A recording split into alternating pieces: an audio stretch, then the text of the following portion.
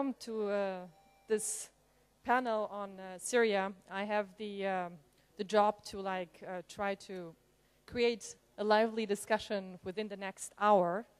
And this is why we will quickly just introduce the panelists here. And I would always welcome you to, after they made all their statements, to really raise your hand when you have questions, because I want this to be like an interactive panel discussion here. So let's start with the lady to my left. I'm very happy to present Randa Kassis to you. She's the president and founder of the Movement of the Pluralistic Society. She's from Syria, but she's living right now in France. Next to her, we have Senen Florencer. He is a diplomat, but also the managing president of IEMED from Spain. Next to Mr. Florencer, we have François Bourgard. He's a political analyst and author from France. Then Hasni Abidi, the director, he's actually a professor at the university from Geneva, welcome. And Mark Allenbogen, who wasn't mentioned in the program, but I'm very glad that he was able to join us. Mark is a political advisor and also security advisor for the Democratic Party from the United States of America. Well, since we are going to talk about Syrians, about people who are refugees and so on, we thought it might be a good idea to show you some images to start with, which have been filmed 2 months ago. I was actually at the Syrian-Jordanian border for 4 months, and we thought it would be a good idea to show you how does it look like for people, Syrian refugees, who are living in Zaatari, which is now basically the third largest city of Jordan. So please, if we could start the film.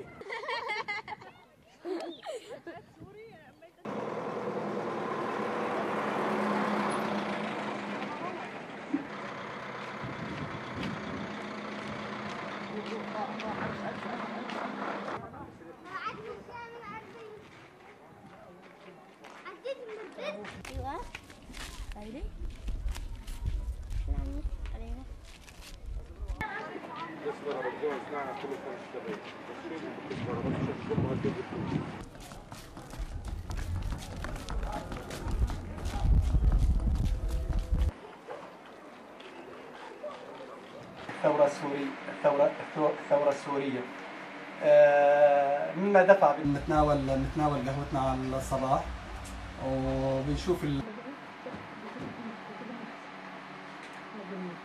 وخدمنا والمجتمع الدولي طبعا تواطأ على الثورة السورية.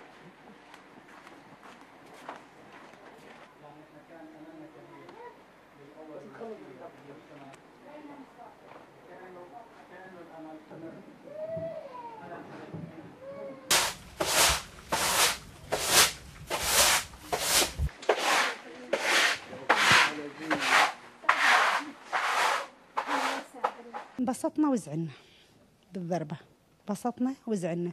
فينا أهلنا بالداخل بعدهم، قسم من أهلنا بالداخل، وفي بنتي حتى هناك بعدها هي وبناتها وأولادها. وبنفس الوقت قلنا بدنا نخلص، شو ما كانت الظروف، شو ما كانت الثمن، بدنا نرجع لبلادنا لأن تبهدلنا برا.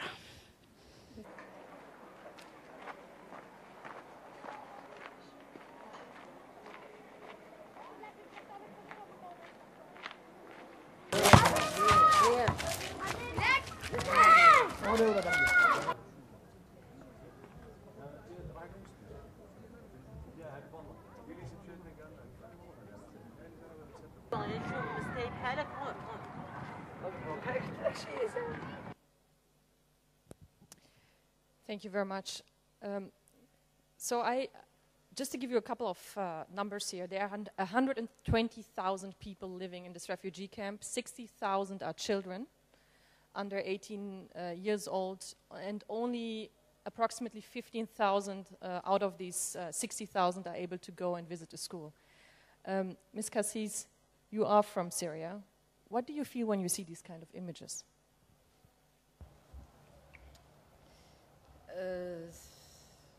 Certainement, il y a de tristesse quand je regarde ces images-là. Et je crois que pour cette raison aussi, nous devons agir. Agir, ça veut dire relancer le processus politique.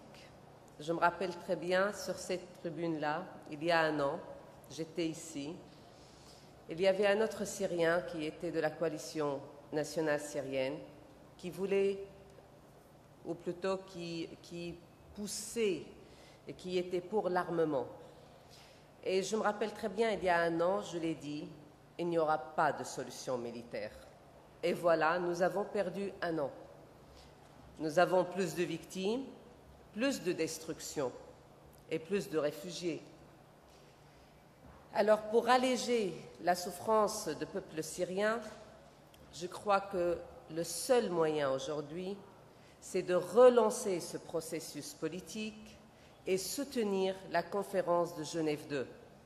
C'est un pas en avant et je crois que la réponse est, pour alléger ces souffrances-là, c'est le seul moyen que nous avons aujourd'hui.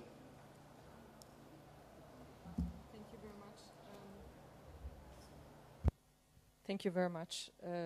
Mr. Forenza, 5 minutes to you now for your opening statement. Geneva too was mentioned. Yes, well, I cannot but agree with what has been said by our fellow here. I would only say that it is not easy because of course, otherwise it would have been solved. It is not easy. I will try to enumerate why is it maybe so difficult so that we can better tackle how to handle it and which are the most possible dangers. And I think it is difficult because none of the parties has much interest in entering into a true negotiations because they are now in a battle of death and life and everyone wants to assure the prevalence of its own interest, its own people, etc. No? And there is no point where they see that they can gain by through negotiation. And it happens, it is all the more complicated because there is not only one war but several wars at the same time. In order to distinguish it, I would distinguish in levels. There is first, in the first place, of course, the suffering of the people and the confrontation on the ground among the different parties, the regime and the oppositions, the Free Syrian Army and all other groups. Then there is a second level, the confrontation between the regional powers, of course, Sunnis and Shias, roughly, led by Saudi Arabia maybe, and other countries around, Qatar, etc., and on the other side of the Gulf, Iran mainly. And this reflects directly on the ground because they are supporting different groups according to their power interests in the region.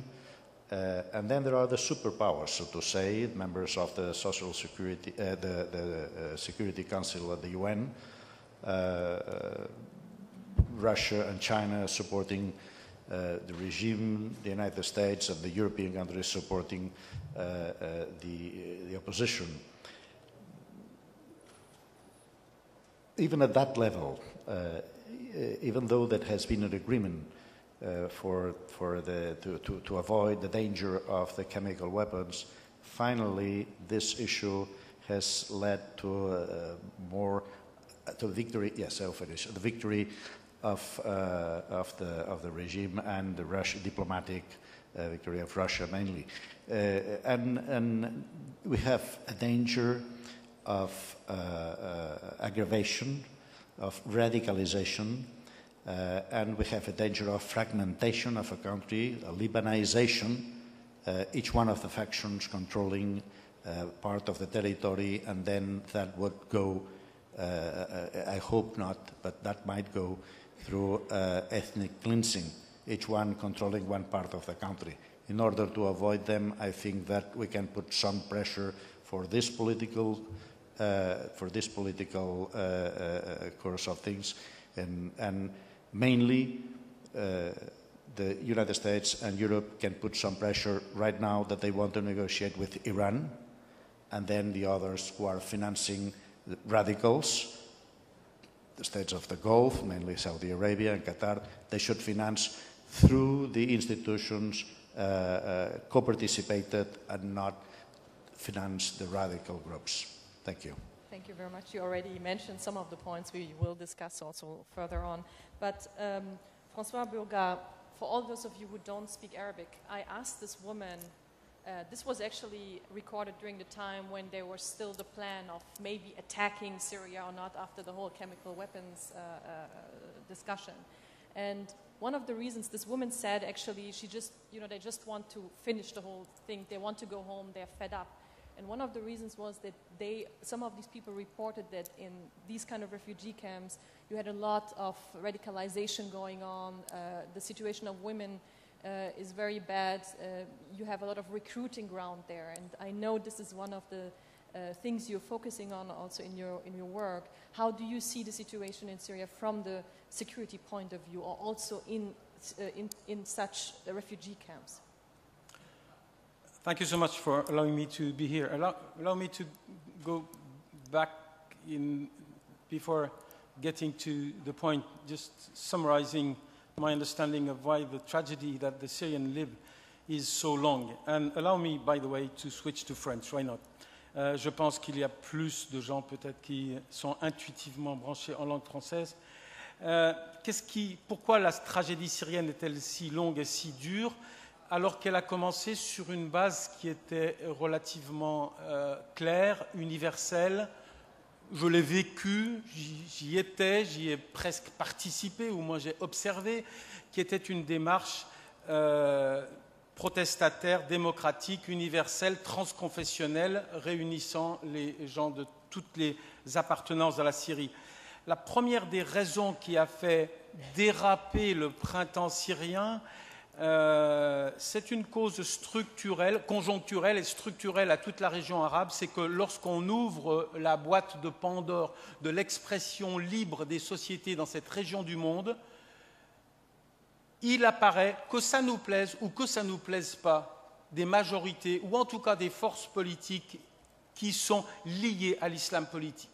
J'ai employé souvent l'expression, j'ai dit un train peut en cacher un autre. Derrière le train du premier printemps syrien, il y avait cette propension du paysage politique arabe à produire des islamistes, aussi bien dans les urnes que dans les champs de bataille. Donc nous avons eu une image de la protestation syrienne qui s'est lentement dégradée dans l'opinion publique internationale et qui a donné lieu à cette contre-performance de ceux qui ont soutenu, c'est la seconde grande caractéristique de la tragédie syrienne, ceux qui ont soutenu l'opposition ont fait une piètre prestation, alors que ceux qui soutiennent le régime sont unis, efficaces, ils vont à l'essentiel. Je veux bien qu'on me dise qu'il faut réduire l'option armement, mais alors disons-le pour tout le monde, l'option armement, elle a été celle qui a permis au régime, aidé par l'armement russe, aidé par l'armement iranien, aidé par les troupes libanaises, de se maintenir et de faire un usage excessif de la force. Dire on doit retirer l'option armement, oui, si on le fait pour les deux camps. Or, pour l'instant, on ne l'a pas fait pour les deux camps. La troisième raison qui a fait que je co-publie un livre la semaine prochaine qui s'appelle « Pas de printemps pour la Syrie ». Pourquoi ça a si bien tourné mal, c'est que cette propension des sociétés de cette région du monde à introduire une variable confessionnelle en faisant émerger des forces liées à l'islam politique, elle a été cultivée, aggravée, systématiquement instrumentalisée par le régime. C'est le régime qui a voulu la confessionnalisation de la crise et il y est parvenu.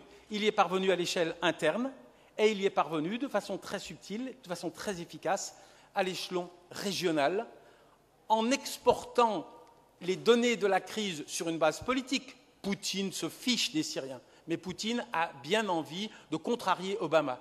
Par contre, le Hezbollah libanais fonctionne sur une base sectaire, la communauté alaouite de Turquie se mobilise sur une base sectaire, l'Occident se désengage de la défense de l'opposition syrienne car il craint pour les minorités chrétiennes. Donc c'est cette... et je conclus là-dessus, c'est cette OPA qu'a réussi à faire le régime sur l'universalité de la demande à laquelle il était confronté, c'est sa capacité qu'il a eue à transférer sur le terrain sectaire, sécuritaire, une demande qui était démocratique et universelle, qui fait qu'actuellement, la prestation de l'opposition et de ceux qui la soutiennent est malheureusement moins bonne que celle du camp d'en face. You mentioned the sectarian tensions, and which also is creating a problem for the whole region now. Professor Abidi, Geneva, you are in Geneva. Ms. Cassis mentioned Geneva 2. Do you see a hope now with Geneva 2? Is there a solution coming soon?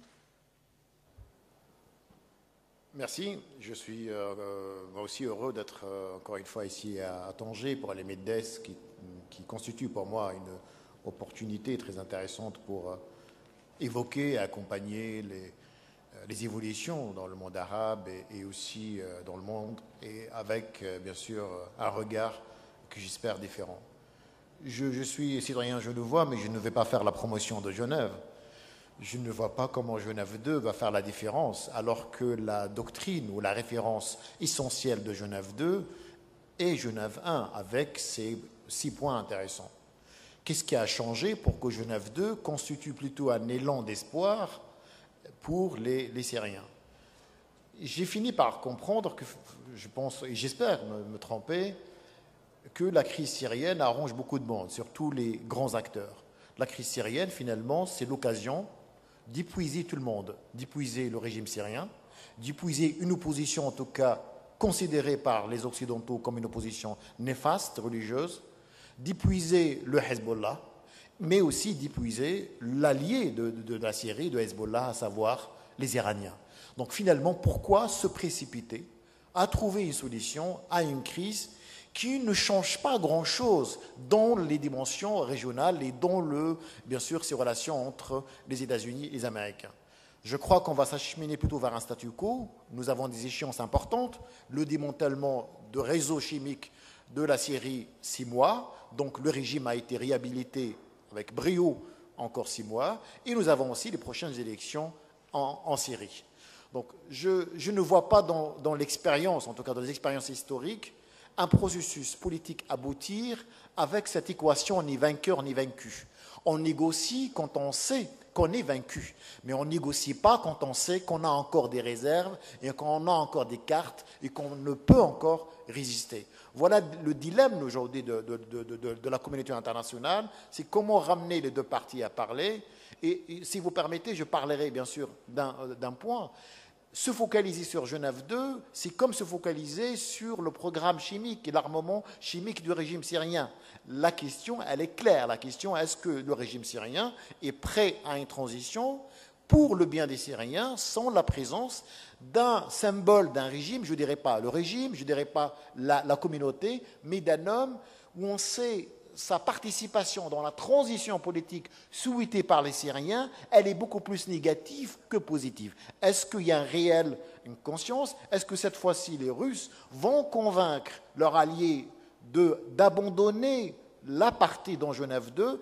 Si le cas est différent, je ne vois pas vraiment Genève 2 comme une solution, ne serait-ce que probablement comme une dynamique de négociation et une dynamique de politique, mais pas comme la fin des souffrances du peuple syrien. Thank you very much, also for keeping the 5 minutes.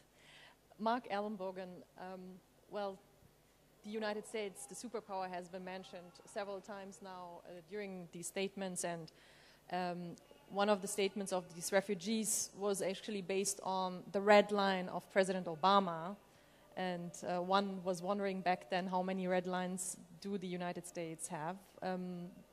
But on the other hand, also Geneva 2 was mentioned, so what is the approach of the US, or what could be the solution now for the mess in Syria? Well, first of all, the caveat is that I'm not speaking for the government or the Democratic Party, which I think you'd understand since I'm active in these things. First, just 2 words to my feelings about how the U.S. has conducted itself. First, I think the United States waited too long. There were entrees made 4 years ago by the Syrian government before the Obama administration, so I guess that's 5, in which there were attempts to move closer to the U.S. and to its policies, and the U.S. rejected those entrees. It is possible, not probable, that had the U.S. decided to accept those entrees, despite the fact that several thousand people had died, and I'm sorry for that, but it wasn't genocide at that point, if you want to call it that. Some people define it that way. Chemical weapons hadn't been used at that point. The Russians were prepared to support it, the Turks, so a more complicated dynamic developed.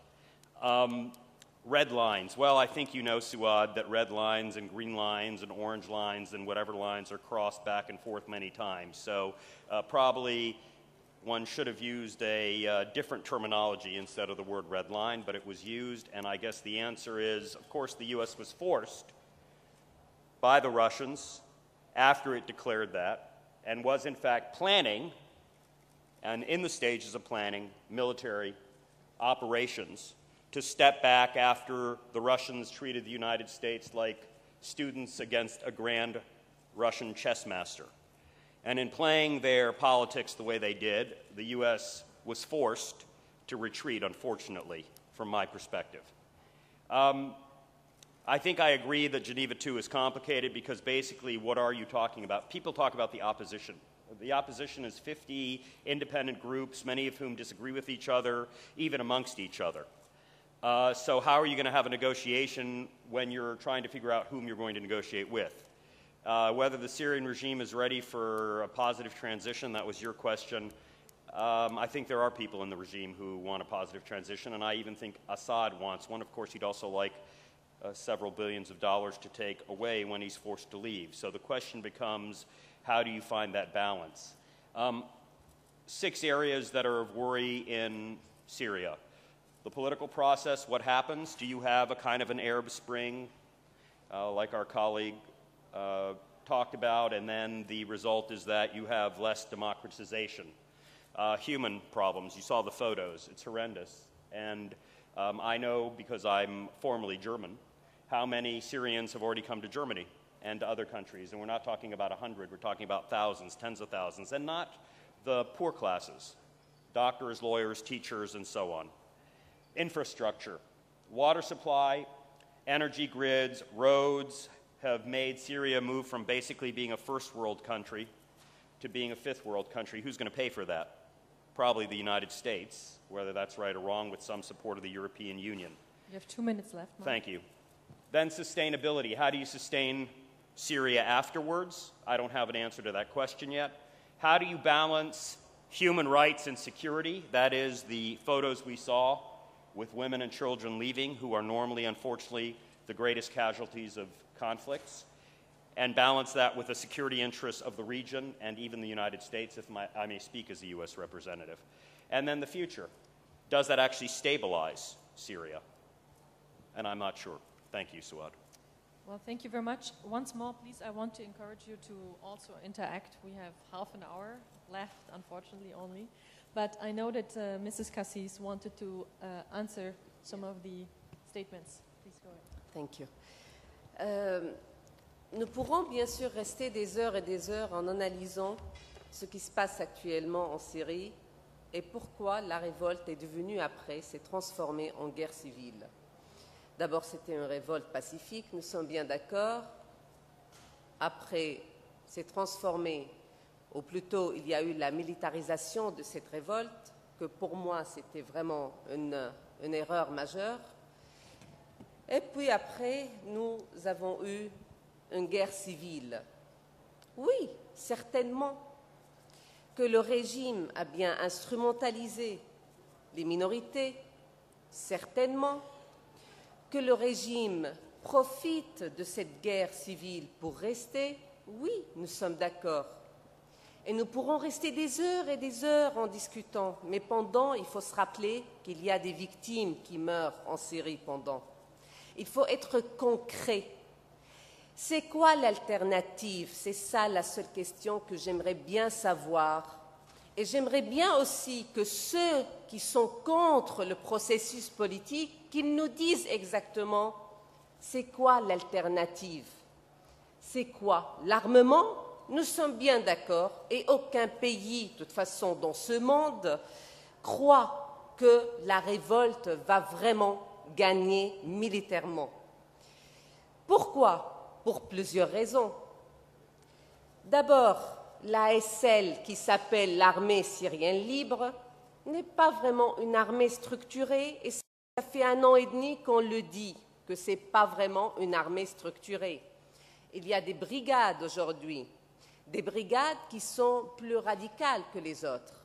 Nous avons les djihadistes qui sont sur le terrain, des étrangers aussi qui sont infiltrés en Syrie pour combattre, pour faire leur propre combat, le djihad. Et la zone où, on va dire, les milices, ou plutôt la milice qui est le plus organisée, ce sont les Kurdes, le PYD. Le PYD aujourd'hui, nous savons très bien qu'il y a eu une annonce, ils ont annoncé que la région kurde aujourd'hui est, de toute façon, administration autonome. Ce qui veut dire qu'ils sont des vrais joueurs, ce sont eux les acteurs plutôt sur le terrain. Les autres brigades, il n'y a pas vraiment de coordination entre ces brigades-là. Et chaque brigade, de toute façon, a son propre agenda, a un autre aussi son propre financement. Il ne faut pas aussi négliger le financement qui vient de l'Arabie saoudite aujourd'hui et de Qatar. Bandar, le prince Bandar Ben Sultan, qui finance pas mal d'islamistes. Nous avons aussi, de notre côté, les Alaouites, qui sont qui ne soutiennent pas forcément Bachar al-Assad, mais ils ont une puissance sur le terrain. Alors, ils sont armés, ils ont des combattants. Alors, quoi faire? Sans oublier, bien sûr, l'armée régulière. Alors, quoi faire? Il faut tout simplement avancer vers ce processus et entamer des négociations pour savoir qu'est-ce qu'on veut. C'est quoi la Syrie de demain? C'est ça la bonne question, c'est savoir c'est quoi la Syrie de demain. Jusqu'à aujourd'hui, il n'y a personne, aucune force d'opposition qui a dessiné, qui a une feuille de route pour la Syrie de demain. Je vais faire vraiment très court là. Juste pour la Russie. La Russie, oui, c'est vrai, elle a soutenu le régime. Mais la Russie, il faut que je vous dise que la Russie aujourd'hui est ouverte à la coalition. Ils ont même invité la coalition pour aller à Moscou. C'est la coalition qui ont refusé. Mais ils ont fait aussi une autre proposition. Il y a 2 jours, ils ont vu une délégation de la coalition à Istanbul, présidée par Farouk Tayfur, et ils ont lancé encore une autre invitation à Moscou pour négocier et pour avancer vers Genève 2. Randa, thank you very much. I know it's for you, it's a very emotional theme because you're Syrian, you have family there. I understand that, and this is why we give you 2 extra minutes. But you mentioned so many things. We have, unfortunately, nobody from Saudi Arabia here who could answer some of what you said. But as a matter of fact, you have also other actors in the so-called Arab Spring, and especially when it comes to Syria, like Qatar and Turkey. Unfortunately, we don't have anybody from these countries here too. But Professor Abidi, I saw you interacting. I think you wanted to answer some of that, and then I want to encourage the floor. If there are any questions, please raise your hand, and then I can. Okay, but please, Professor Abidi first, and then. Merci. Randa a raison. Il faut être pragmatique. Être pragmatique. Qu'est-ce qui est plus cher pour vous quand vous êtes parent? Quand vous êtes à la tête d'un État, est-ce que c'est l'avenir de votre pays, sauvegarder ses infrastructures, ou votre avenir personnel et l'avenir de votre famille? Dans Genève 1, ou même avant, souvenez-vous, les plans de la Ligue arabe malheureusement avortés, souvenez-vous les envoyés de la Ligue arabe, etc. Il y avait un plan, c'est une transition politique dans sont exclus ceux et celles qui gêneraient la transition. On n'a pas nommé Assad. Et le président a refusé de partir.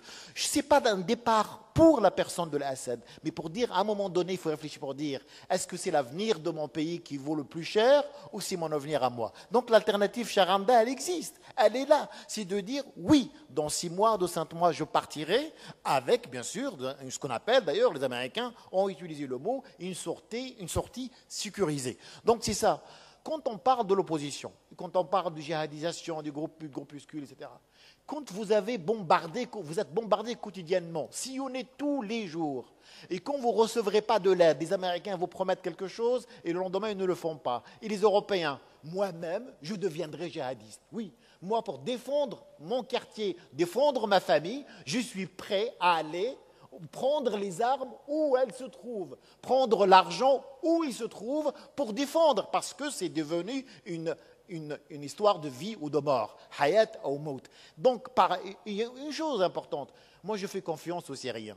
Parce que le jour où ils commenceront sa transition, c'est eux-mêmes qui vont la faire. C'est eux-mêmes qui vont la dessiner. Ni avec les Saoudiens, ni avec les Qataris. Mais d'abord, qu'ils retrouvent d'abord cette liberté-là, la liberté de mouvement. Comment veut-on dire que l'opposition, elle est, c'est vrai, divisée? Il y a 1200, les statistiques des Nations Unies, il y a 1200 groupes djihadistes.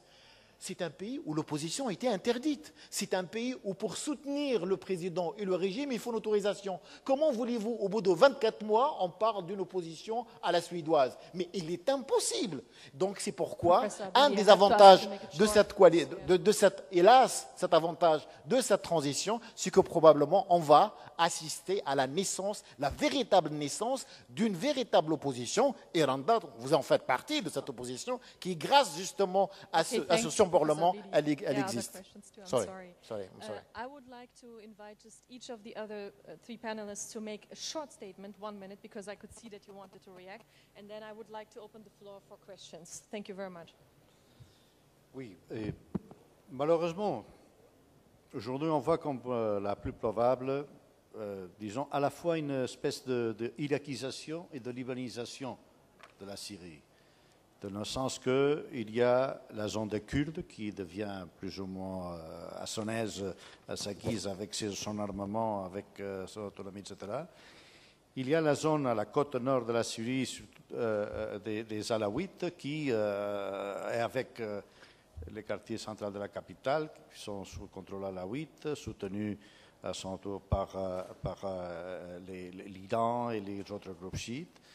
Il y a les autres groupes sunnites, laïcs, confrontés à d'autres groupes djihadistes, dont il y a ce danger d'abord de cette irakisation dans le sens de la communautarisation des confrontations entre religions, et il y a ce morcellement du territoire sous différents contrôles comme au Liban. Le fait crucial, c'est que cela est soutenu et maintenu par des soutiens de l'extérieur qui jouent dans ce sens. C'est ça ce qui est crucial et qui est affreux. Il faut que ces puissances extérieures, régionales ou globales, jouent dans le sens de la modération et donc financent par les billets qui sont communs. L'armée libre syrienne, la conférence nationale syrienne, et pas financer chaque groupe. Alors c'est surtout la responsabilité de ce proviseur de fonds international, surtout du Golfe, que de soutenir les modérés et pas les extrémistes. I'm really sorry that I have to cut you all short, but we have only half an hour left, and I have many questions here. So please, each of you, 1 more minute. Really short. Thank you. Un mot pour regretter que Borhan n'ait pas pris son avion à Doha. Parce que de temps en temps, moi, je me sens en situation de parler à la place des Syriens. Or, je sais que dans l'opposition syrienne que je côtoie, il y a des milliers de gens qui sont tout aussi syriens que vous, cher Randa, pour qui j'ai le plus profond respect et qui diraient néanmoins le contraire de ce que vous avez dit. Donc ça, il faut le faire savoir. Vous n'avez pas le monopole de la légitimité nationale dans les positions que vous exprimez. La confessionnalisation sectaire, dans tout ce qu'elle a de détestable, n'est pas l'apanage de l'opposition. Il y a aujourd'hui plus de djihadistes qui combattent dans les rangs du régime que dans l'opposition. D'accord? La mobilisation sectaire de chiites irakiens, d'alaouites turcs, de chiites libanais se fait de façon beaucoup plus organisée et beaucoup plus efficace que celle des troupes mobilisées sur des bases parfois critiquables, pas tout le temps, pas obligatoirement que des jeunes gens aient envie d'aller défendre ceux qui se font assassiner, ce n'est pas totalement et complètement inacceptable. Le processus politique, il n'y a personne. Comment oseriez-vous penser que quelqu'un est contre le processus politique? Mais il faut savoir ce qu'on entend par processus politique. Si vous êtes si marginal dans l'opposition syrienne actuellement, c'est que vous avez proposé le dialogue politique, comme l'a dit Hasni, en des termes qui étaient ceux du pouvoir, c'est-à-dire à un moment avec des présupposés qui convainquaient tous les participants potentiels qu'ils n'avaient absolument rien à gagner au débat politique. C'est pour cela qu'une grande partie de l'opposition estime qu'aller à Genève sans avoir l'assentiment de ceux qui créent le rapport de force militaire sur le terrain, c'est quelque chose qui ne fera pas avancer malheureusement la solution. Mark, did you want to say something like for 1 minute, react on what was said here on the panel? Sorry, I forgot the microphone. Did you want to react for 1 minute? I mean, I do have a lot of comments because I agree with some, but I'd rather hear questions from young people and have them ask us some things. Okay, Randa, allow me to take some questions, and then I know a lot of what was said was actually based on what you said, but maybe we can have first some questions, and please, the lady here, can you make it quick so others can also ask, please? And introduce yourself. I think they know me by now. Mona Makram Abeid, I was there, the star this morning, was given the prize. I want to say that what Randa was... je préfère parler en français. Bon, moi je suis tout à fait d'accord avec ce que Randa a dit, c'est-à-dire un processus politique aujourd'hui et non pas un processus armé. Deuxièmement, je veux demander, est-ce qu'aujourd'hui, la rentrée en force de la Russie, qui, grâce à la Syrie, est rentrée en force dans le Moyen-Orient, est-ce qu'elle aiderait aujourd'hui au processus politique? Est-ce qu'aujourd'hui, il y aurait plusieurs groupes de plusieurs interlocuteurs au lieu qu'il n'y ait qu'une seule, un seul interlocuteur, c'est-à-dire la coalition nationale? Donc, ma question est pour Randa et pour François. Did you quickly want to answer that, Randa and François? Quickly, please. Oui, juste une chose. J'aimerais bien répondre à Monsieur François. Je ne prétends pas d'être... Je ne parle pas au nom de tout le peuple syrien, ça c'est d'abord. Je suis ici présidente de mouvement. Je parle au nom de mon mouvement et je parle aussi au nom de certaines minorités qui sont en Syrie. Je collabore avec PYD. Et c'est pas la peine, je ne veux pas me justifier, mais voilà, juste pour préciser cette chose-là. The question. Voilà, c'était, pardon, pour juste... oui.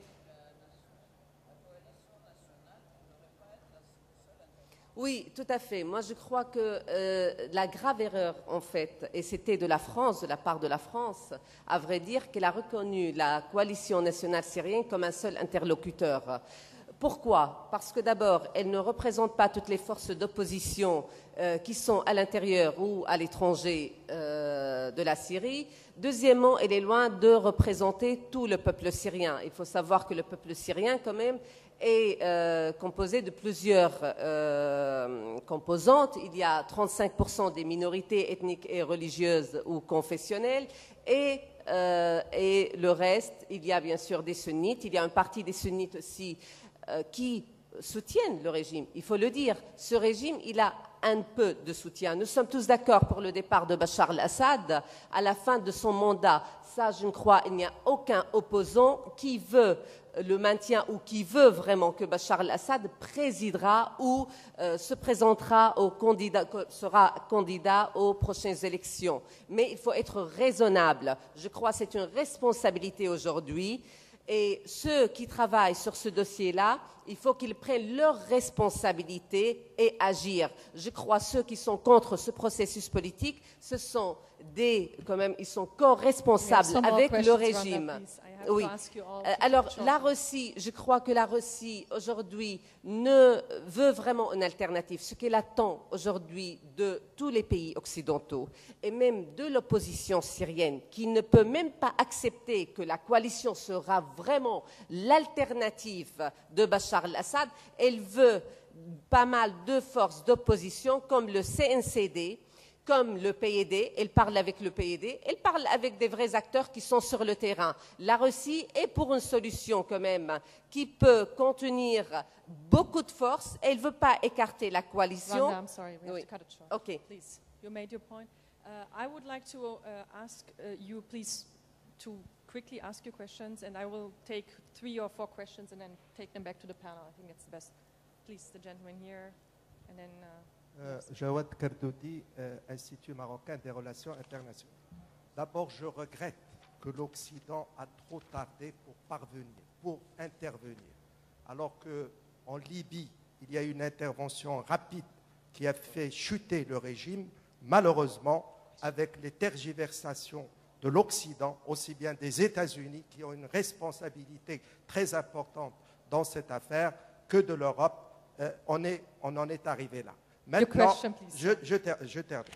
Maintenant, je suis d'accord avec Mme Cassis. Il n'y a pas de solution militaire. Donc, il ne peut y avoir qu'une solution politique. Elle a dit, quelle alternative? Moi, je propose la chose suivante. C'est qu'il y ait un gouvernement de transition. Avec le départ de Assad. Assad ne peut plus rester après le sang qu'il a sur la main. Et un gouvernement de transition avec des éléments du régime et également des éléments de l'opposition. C'est la seule solution et je demande au panel s'il est d'accord sur cette proposition. Merci.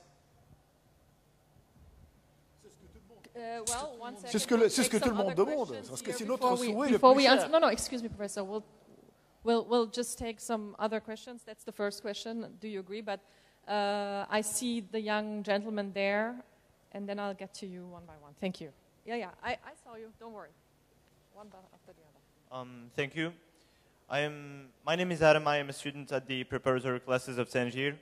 My question to the panel is, well, in an environment, in a global environment where Syria cannot actually know which countries to trust and which to not, and when we're talking about Geneva and the hesitation of each country to actually contribute in a solution, what do you see is a solution if we cannot actually come upon a political solution or a military solution? What is the solution each one of you can actually give? And I am asking the American gentleman, could you actually explain to me how you actually see that a genocide is? I mean, you said that Americans do not actually see that a genocide is a genocide until there is a use of chemical weapons or there is a certain number of deaths. I mean, we've seen, we the Arabs have seen that many people have died, chemical weapons or not. So how do you actually evaluate that? How do you see that Americans should intervene or should not, knowing that in the actual knowledge that the NSA existed many years before now, don't you think that the Americans already knew and that they should have actually intervened? Thank you very much for your question. I see one lady there and then this gentleman, and we get back to the panel, please. Je m'appelle Ibel Alami, je suis étudiante de HEM Tanger.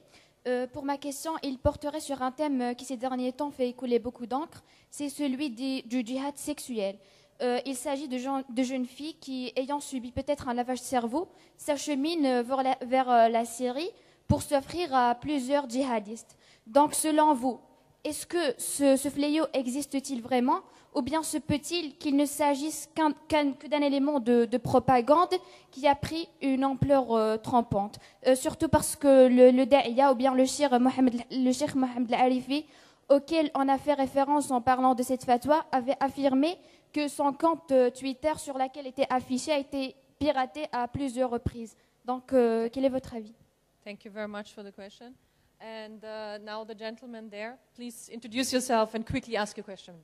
Bonjour, Je voudrais exprimer une certaine frustration à entendre souvent des analyses sur la question syrienne, parce que généralement on la voit de façon microscopique. Can you ask your question, please, because we have so many other questions. S'il vous plaît. Non, mais moi j'ai pas de question, j'ai une I'm sorry, contribution. but we cannot let Je everybody voudrais express évoquer frustration. une autre solution possible pour la question syrienne que celles qui sont souvent proposées. On peut proposer la solution de soutenir le régime syrien pour se débarrasser des méchants et des terroristes et des gens qui perturbent le pays, pour retrouver la paix, la sécurité. Après, on pourrait négocier avec ce régime qui serait déjà affaibli, qui pourrait faire des concessions. Parce qu'on ne peut pas comprendre la question syrienne de façon microscopique. Il faut la voir de façon macroscopique. C'est un conflit international. Ce n'est pas un conflit entre le peuple syrien.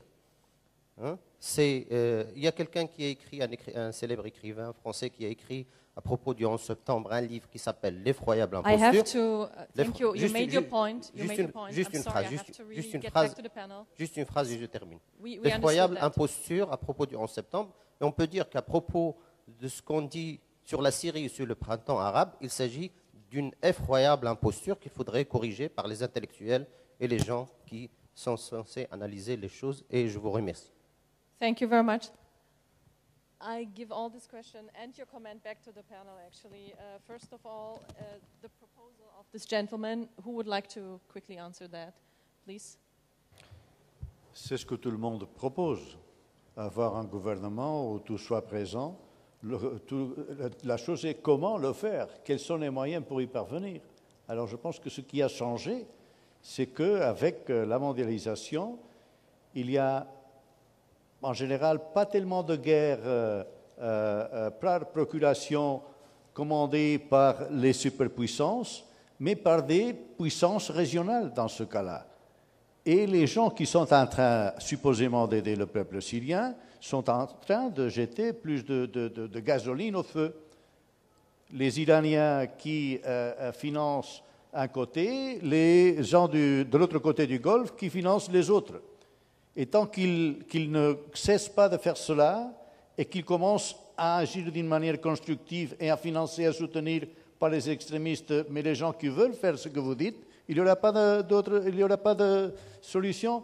Et nous entrerons dans ce chemin où nous sommes bien entrés déjà, malheureusement, aux frais de la souffrance du peuple syrien, de la décomposition du pays, la sectarisation, la confrontation et la guerre qui continue et le nombre de morts qui continue à monter de chaque jour. Mais c'est là les gens qui alimentent la confrontation qui en sont les coupables. Pas besoin d'aller à l'autre côté de l'Atlantique ou en Europe. C'est les gens à un côté et à l'autre du Golfe qui alimentent la confrontation.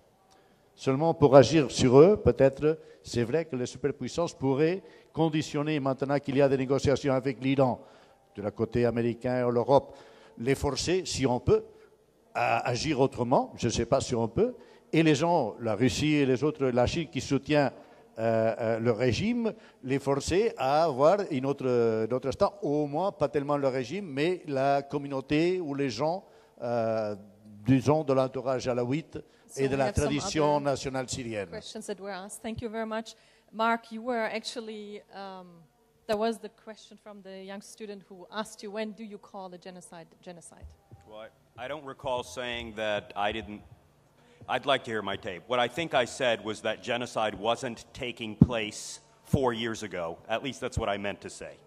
And at that time, I think you could have negotiated, and you could have handled this differently. And I do happen to agree for the first time with this gentleman in the first row who always annoys me, but this time I actually agree that the U.S. waited too long to go in.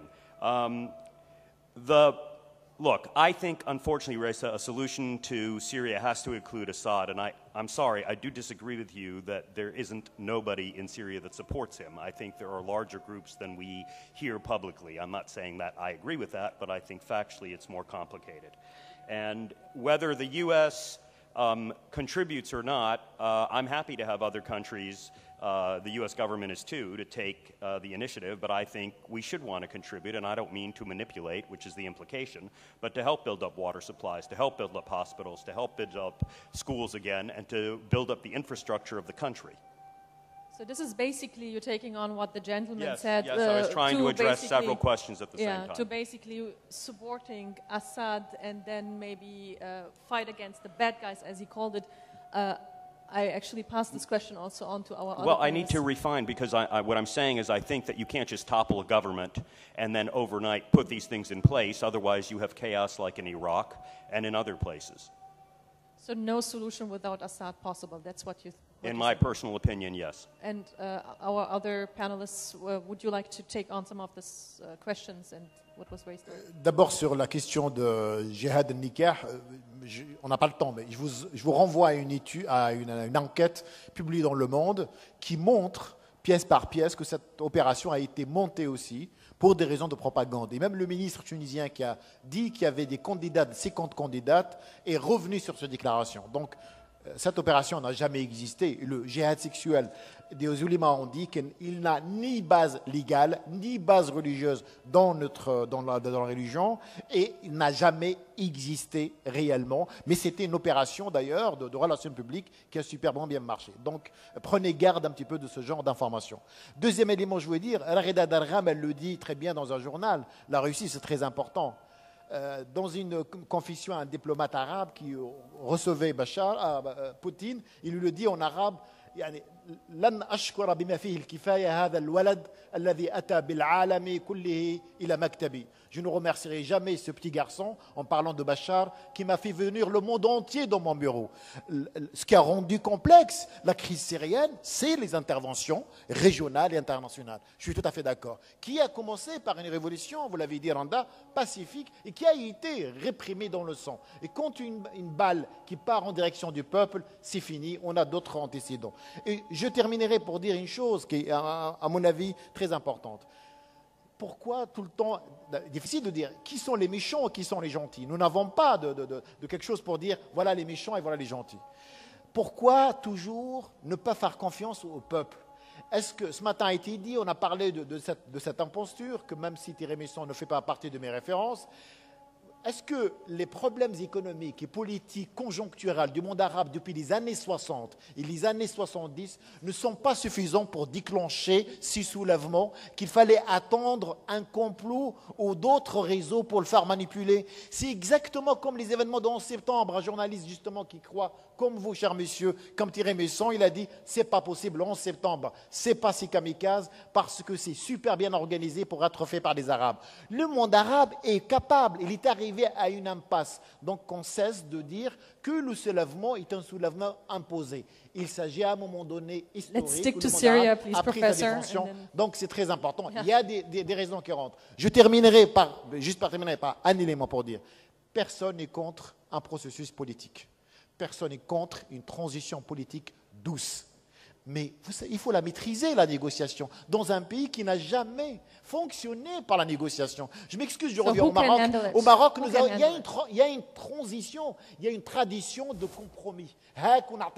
Là-bas, il n'y en a pas. Si tu es contre moi, je te bute. Et donc, ça, c'est un problème. Il faut du temps pour arriver à cette solution. Donc, on ne peut pas demander à l'opposition du jour au lendemain, ni au régime syrien. Il faut une solution politique. La solution, le départ de symbole de ces 3 ans de dictature et de bain de sang. You made a Merci. point. François, quickly, if you want to take on some of these questions asked. L'essentiel a été dit par mon voisin. Pour être très pragmatique, chercher où est-ce qu'il y a des gisements d'espoir, je pense qu'on devrait quand même regarder autour de la transition iranienne et de la réintégration possible, si la France cesse de mettre des grains de sable dans le mécanisme, de la réintégration possible de l'Iran sur la scène régionale. Il est concevable que la diplomatie iranienne, si elle se sent moins agressée, quel est le problème de l'Iran? Il a peur de l'encerclement de régimes sunnites radicaux. S'il se sent moins automatiquement stigmatisé par l'environnement occidental, il n'est pas impensable qu'il adopte une solution plus raisonnable dans la crise syrienne. Où elle est la solution raisonnable? qui fait que le dialogue politique qui est présenté dans les termes du régime ou d'une infime fraction de l'opposition n'est pas crédible, c'est que justement l'étape symbolique essentielle qui est le départ de Bachar el-Assad n'est pas acceptée. Alors on voit bien que c'est pas sérieux. On veut convier l'opposition à Canossa, pas à un processus politique, et tant que ça se fait en ces termes, eh bien évidemment ça n'est pas acceptable. Moi je voudrais redire mon expérience d'étranger ayant vécu en Syrie. Et m'étant trouvé, je ne sais pas moi, à Hama, où les gens me brandissaient leur téléphone pour me montrer les atrocités qu'ils avaient vécues. Je me souviens de celui qui me disait, tu sais, on avait acheté des roses, c'est cher une rose. Et on brandissait nos roses comme ça, et les tirs ont commencé. Il faut redire sur la militarisation, hein, le régime n'a pas commencé à se protéger d'égorgeurs de policiers. Le régime, pendant 5, 6, 7, 8 mois, a tiré à l'arme automatique sur des manifestants désarmés.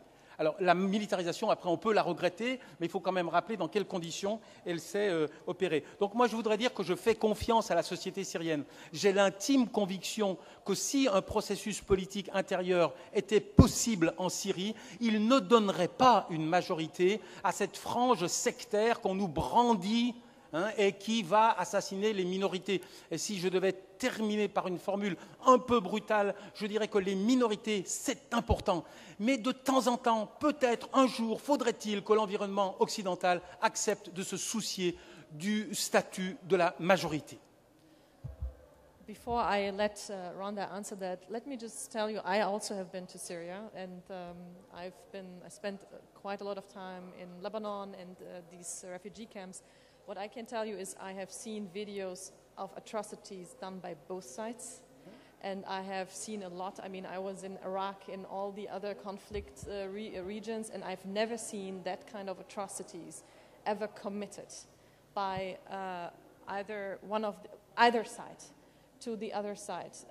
That's just one personal statement that I would like to make. The other thing, Rhonda, that was mentioned is the solution has to come from inside, and we're talking about minorities, majorities. Actually, as somebody already said, we don't really know how much, who is for whom. We know that the majority of people, of Syrians living in Syria are Sunnis, but we don't actually have a poll who's supporting who here. So I would just like to create this awareness, because we are very often divide the Arab world by Sunni, Shia, majorities, minorities, and we don't really understand when we, for example, talk about Catholics or Protestants in Western countries, we would never say somebody shouldn't be president or ruler of a country just because he's from a certain religious group. I just want to create this awareness without basically stating that one should support one or the other side. But Rhonda, if you could quickly, I could see that you were a little bit enraged of some of what was said, and then I would like to encourage for more questions, please. Je vais essayer de faire vite. Oui, on peut se soucier bien sûr de la majorité, mais le problème que sans les minorités, il n'y aura pas de solution. Alors c'est pour cette raison, nous parlons des minorités. Il faut que les minorités quand même agissent. Il faut qu'ils trouvent une solution pour eux, pour tout simplement passer ou fonder ou créer ce gouvernement de transition. Je l'ai dit, nous sommes tous d'accord pour le départ de Bachar el-Assad, mais tout simplement nous ne sommes pas d'accord par quels moyens et comment on va le faire partir. Je suis tout à fait d'accord avec toi, il y a d'atrocités des deux camps, et je suis complètement d'accord. Le problème aujourd'hui en Syrie, c'est qu'il n'y a pas une identité nationale. Cette identité n'existe pas. Il y a aujourd'hui une identité ethnique, religieuse, confessionnelle, mais pas du tout nationale. Pour créer cette identité, peut-être il faut penser à sécuriser les minorités pour passer à ce gouvernement de transition et créer ensemble toutes les composantes qui se trouvent en Syrie. On va ensemble travailler sur un projet politique de la Syrie de demain.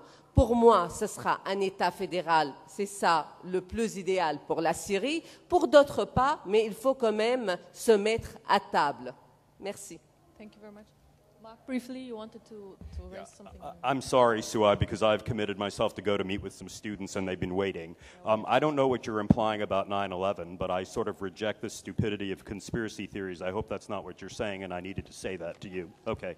And otherwise, I'm sorry I can't answer all these questions. They're very complex. And of course, as a former military man, it's very hard to answer them all. Of course, you know, I try to answer them as clearly as possible, but within that dynamic, this is the part of the question we're addressing, and you know it's going down all the way below the waterline. So I hope we play a positive role in the development of Syria, if that's what you want of us, and not a manipulative role. That's what I'll say. I'm sorry I have to go. Thank you. We have some more questions. Before you go, Mark, is there anyone who would like to raise a question for Mark Ellenbogen before he leaves? Please raise your hand.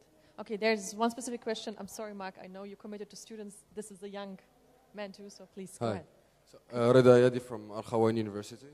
My question was directed to you in particular because the moves that Egypt and Saudi Arabia are making to get closer to Russia, can we anticipate like a decline of 66 years of U.S. influence in the Middle East? And can it help withdrawal of influence and help maybe solve the conflict? Thank you very much. I think in general the U.S. is withdrawing from a lot of conflicts around the world. If you look at its history, World War I, World War II, even before Korea, Vietnam, the U.S. has been an uncomfortable global power. It likes to, it has more or less an isolationist way of looking at the world. So I think the answer to your question is the U.S. is receding from a lot of these conflicts because it's tired and it's focused on different areas. That would be my answer. Anyone else for Mark Ellenbogen before he leaves? That's the last chance. You want to comment on Mark? There's a Mark, just one more comment. Oh, no.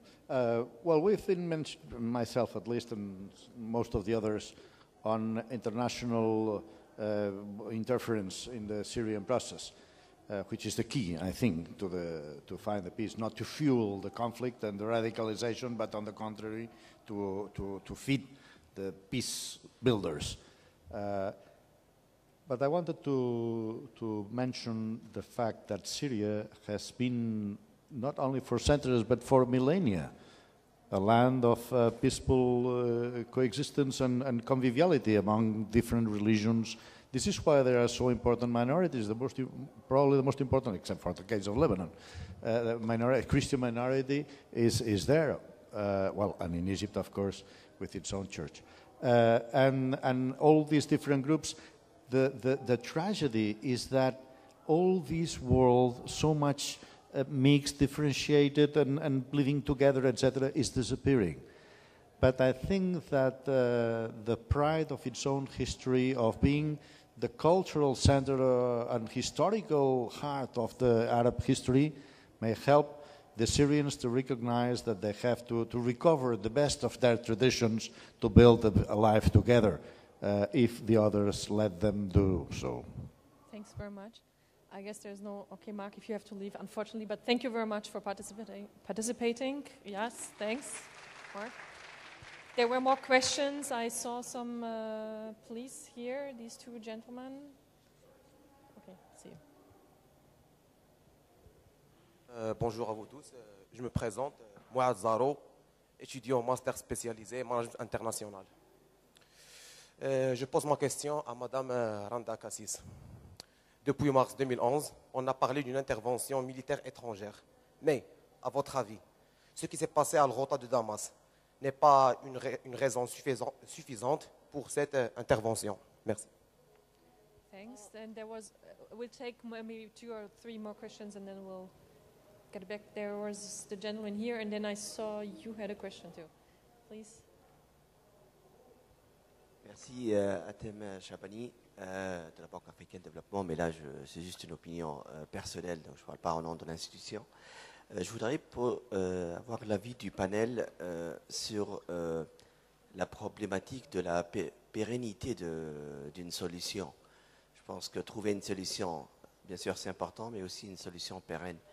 Et dans ce sens, moi je me dis, est-ce que des fois en intervenant dans le sens de réduire, bien sûr tout le monde déteste et déplore les conséquences de ces conflits-là, Mais je me dis, est-ce que ce n'est pas nécessaire de tels conflits pour établir un équilibre stable, un équilibre de force qui soit stable? On a vu le cas de l'Irak où on essaie de manipuler, favoriser. Ouais. Donc justement, c'est ça la question. Est-ce que laisser des fois les choses se passer, malgré toutes les conséquences déplorables, c'est peut-être nécessaire. On a vu ça en Europe dans la Deuxième Guerre mondiale, le nombre des victimes, mais qui était nécessaire pour avoir un équilibre stable et une conviction aussi, un re-engineering de la société européenne envers une paix pérenne. Voilà. Thank you very much. Then we had a question here, please, front. My name is Sobora. I'm from the Czech Republic, former foreign minister. I do support a political dialogue, but I am very skeptical. I am very skeptical that those who are to negotiate today, they do not trust each other. And in my view, the Dayton scenario is a solution. So this is the very strong engagement from outside. And that's why we need a Security Council. My question is, what are to do for the Russians and for China to be invited and to say yes to some solution? Because if there is not a permanent and very strong influence from outside, I am very skeptical that the political dialogue has no chance. Thank you very much. Back to the panel, maybe Rhonda first, and then we go one by one, because then we have to also close. Je vais commencer par répondre à la dernière question. Je crois que la Russie aujourd'hui, et ça je le dis parce que j'ai rencontré plusieurs responsables russes, et j'ai confiance qu'ils veulent vraiment une sortie à cette issue. La Russie, même, elle peut aller même plus loin. Elle peut, mais tout d'abord, pour elle, il y a des étapes. La première étape, c'est forcer tous les Syriens à se mettre à table pour discuter et pour entamer des négociations. Et après, ce qu'elle cherche aussi, une résolution du Conseil de sécurité. Après les négociations, ils sont prêts aujourd'hui à faire cela. Mais le problème, ils savent très bien comment le régime il est. Si on va mettre des conditions préalables, le régime ne viendra pas à Genève.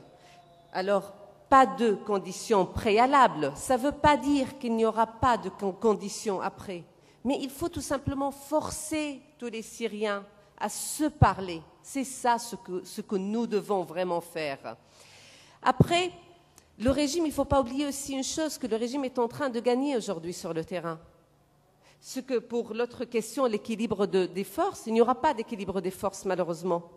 Il n'y aura qu'un équilibre de la terreur. Les Syriens aujourd'hui, les civils, ceux qui veulent en Syrie, à l'intérieur de la Syrie, je ne parle même pas des opposants qui sont à l'étranger. Moi, ce qui m'inquiète de toute façon et ce que je veux entendre et écouter ces civils qui sont à l'intérieur. Ils n'en peuvent plus, ils veulent tout simplement que ça finisse. Ils veulent revenir à leur vie quotidienne. C'est ça ce qu'ils veulent. Ils ne peuvent plus vivre dans des conditions pareilles. C'est ça ce qu'ils veulent. Et pour cette raison, alors il n'y aura pas de toute façon d'un équilibre. Aujourd'hui, Damas est touché, Alep est touché, toutes les villes syriennes sont touchées. Il n'y a pas vraiment une zone qui est sécurisée. Alors, où ils vont partir, les Syriens? On est en phase de crise humanitaire. 6 millions de déplacés en Syrie, 2 millions de réfugiés. Si on va encore armer l'autre côté, ça veut dire nous aurons encore 5 millions à l'étranger et 10 millions déplacés en Syrie. C'est ça ce qu'il faut voir. On est en phase d'une crise humanitaire. Et c'est pour cette raison qu'il faut vraiment forcer tous les Syriens et pousser la Russie pour prendre aussi sa responsabilité. Voilà, c'est ça ce que je veux dire. J'étais pour l'intervention militaire en 2011, mais la situation a changé et pour cette raison, je ne suis plus pour cette intervention-là. Merci. Thank you very much. Oui, pour répondre, monsieur, Il y a eu tellement de morts, tellement d'atrocités qu'il est impossible qu'une négociation, une conversation même normale s'entame. Très difficile. Dont la diplomatie et le jeu international a beaucoup à faire. Mais j'insiste sur le fait des trois niveaux. La tâche des superpuissances aujourd'hui est surtout d'essayer de conditionner les puissances régionales qui alimentent les extrémismes et la confrontation, pour qu'eux, à son tour, contrôlent ces protégés qui s'entretuent sur le terrain. Hein. Et s'il n'y a pas cela, ça ne pourra pas se résoudre. Alors non, je pense que malheureusement, on est en train d'aller vers le pire, mais le seul espoir serait qu'on n'alimente plus le feu. Mais les gens qui le font n'ont pas mine de cesser de le faire. Thanks very much. François, did you... Il y a une question qui a été posée intéressante sur l'Irak. C'est vrai qu'aujourd'hui, ça a été dit trop tard et très peu. Et c'est vrai que ce qui s'est passé en Irak a fait réfléchir beaucoup de parlements, soit aux Français ou aux Britanniques, et même le Congrès américain.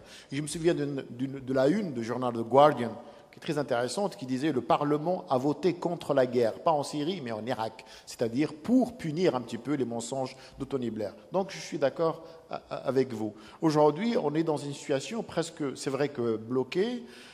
Stephen Hadley, l'ancien conseiller des affaires de sécurité de George Bush, disait quelque chose d'intéressant. Il a dit « Attention, parfois, nous exagérons un petit peu du rôle de la Russie, ce qu'elle cherche d'ailleurs, et qu'il faut probablement chercher le rôle, probablement de l'Iran et d'autres puissances plus régionales. » Les mesures de confiance sont rompues entre les deux parties donc du conflit, à la fois l'opposition, ce qu'elle représente, mais le régime syrien. Comment rétablir cette confiance-là pour arriver à un accord qui sauve l'honneur du président, du régime syrien, mais aussi un accord dont l'opposition syrienne serait d'accord. Évidemment, tout dépendra des concessions que le régime syrien était capable de le faire. Nous avons tous parlé, tout le monde a parlé, l'opposition a été pour que le vice-président du président syrien, Farouk al-Shara, soit donc l'homme qui négociera et l'opposition acceptera. Malheureusement, le régime n'a pas accepté. Donc aujourd'hui, c'est vrai qu'il y a des tractations, je suis d'accord avec ce qui a été dit, entre les Russes et l'opposition,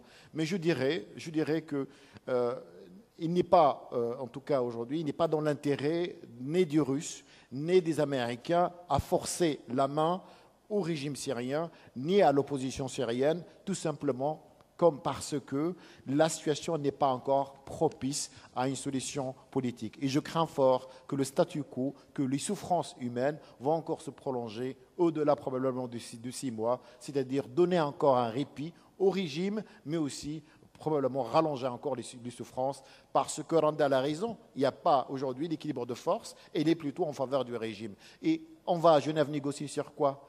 Tout a été gagné par le régime. Négocier, qu'est-ce qui reste pour l'opposition pour négocier? Donc, à mon avis, seule une solution du brave aura probablement le dernier mot, mais est-ce que le régime est capable, nous a habitués à des mensonges, qui nous a habitués à beaucoup de choses, juste pour gagner du temps? Et la preuve, cet arsenal, je vous dis un seul mot et je conclus. Dans la loi militaire syrienne, je l'ai lu, quand un Syrien donne son arme à l'ennemi, il est passible de peine de mort. Ce régime, pour survivre, a donné l'argent du peuple syrien.